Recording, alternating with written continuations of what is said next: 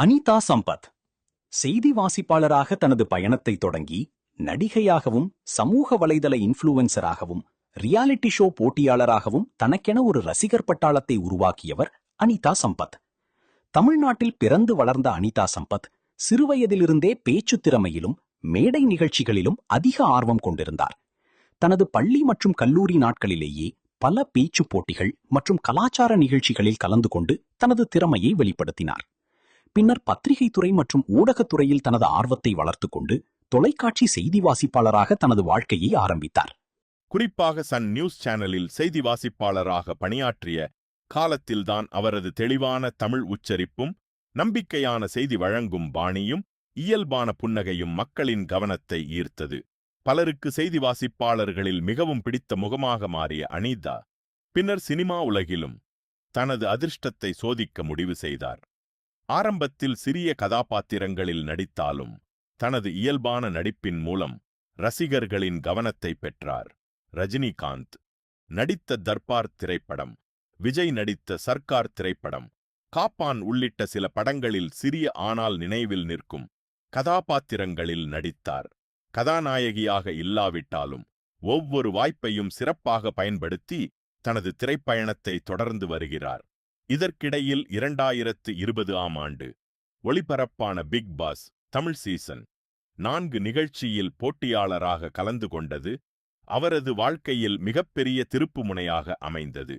நிகழ்ச்சியின் ஆரம்பத்தில் மிகவும் தன்னம்பிக்கையுடன் விளையாடிய அனிதா தனது கருத்துக்களை வெளிப்படையாக கூறியதற்காக பாராட்டுகளையும் சில சமயங்களில் விமர்சனங்களையும் சந்தித்தார். சுரேஷ் சக்கரவர்த்தி, பாலாஜி முருகதாஸ், ரியோராஜ் உள்ளிட்ட போட்டியாளர்களுடன் ஏற்பட்ட கருத்து வேறுபாடுகள் சமூக வலைதளங்களில் அதிகம் பேசப்பட்டன. ஆனால் எந்த சூழ்நிலையிலும் தனது மன உறுதியை இழக்காமல் தொடர்ந்து போட்டியிட்டு பல வாரங்கள் வீட்டிற்குள் இருந்தார். பிக் பாஸ் நிகழ்ச்சிக்குப் பிறகு அவருக்கான ரசிகர்கள் எண்ணிக்கை குறிப்பிடத்தக்க அளவில் உயர்ந்தது. இன்று அனிதா சம்பத் ஒரு வெற்றிகரமான இன்ஸ்டாகிராம் இன்ஃப்ளூயன்சராகவும் திகழ்கிறார். தனது தினசரி வாழ்க்கை, குடும்பம், பயணங்கள், ஃபேஷன், அழகு குறிப்புகள், பிராண்ட் ஒத்துழைப்புகள் மற்றும் ரசிகர்களுடன் நேரடி உரையாடல்கள் போன்றவற்றின் மூலம் லட்சக்கணக்கான பின்தொடர்பவர்களை ஈர்த்து வருகிறார்.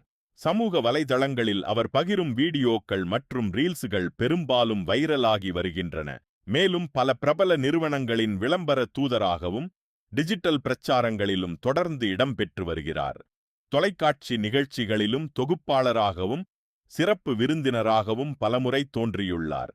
பொழுதுபோக்கு நிகழ்ச்சிகள், சிறப்பு விழாக்கள், திரைப்பட இசை வெளியீட்டு விழாக்கள் உள்ளிட்ட பல மேடைகளில் அவரது பேச்சுத்திறன் பாராட்டப்பட்டுள்ளது. அனிதா சம்பத் குறித்து பலருக்கும் தெரியாத சில சுவாரஸ்யமான தகவல்களும் உள்ளன.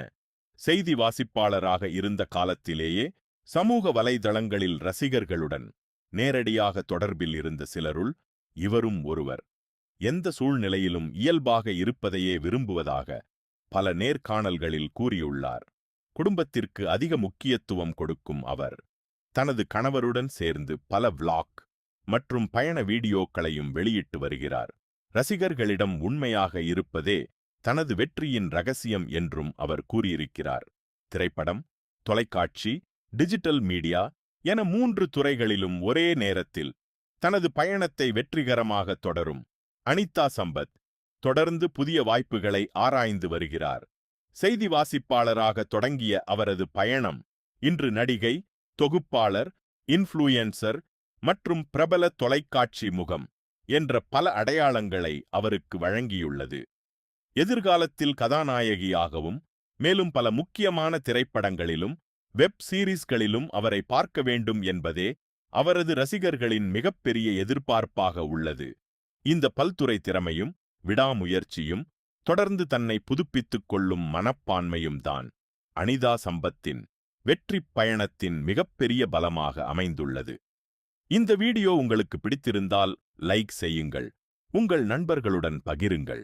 மேலும் இதுபோன்ற சுவாரஸ்யமான பிரபலங்களின் வாழ்க்கை பயணங்களை தெரிந்து கொள்ள எங்கள் சேனலை சப்ஸ்கிரைப் செய்து பெல் ஐகானையும் அழுத்த மறக்காதீர்கள். நன்றி.